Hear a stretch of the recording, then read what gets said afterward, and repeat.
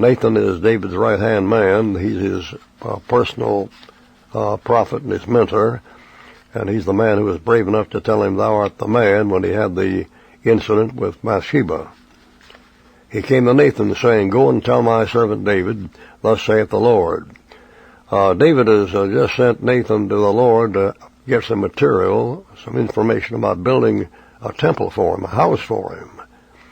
So now he tells, "Go and tell my servant David, thus saith the Lord, shalt thou build me a house for me to dwell in?" That's the question he asked him. Now he's asking it back to him. You said, "Shall I do that?" And then he begins to explain it.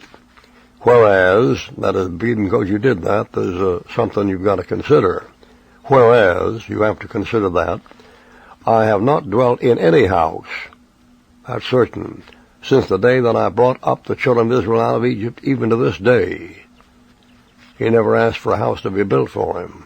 What you call the house of God is a church building. The Lord never asked for one.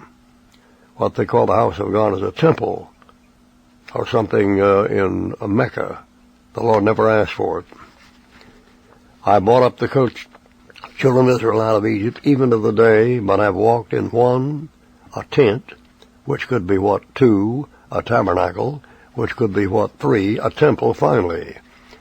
Now it's essential that when you teach your pupil this passage, you show them that the temple that's built by Solomon and then destroyed by Nebuchadnezzar, and they rebuilt under Herod and destroyed by Titus, and then rebuilt after the Christians are taken out and destroyed by the devil 3 times, is not called just a temple, but a tent and a tabernacle.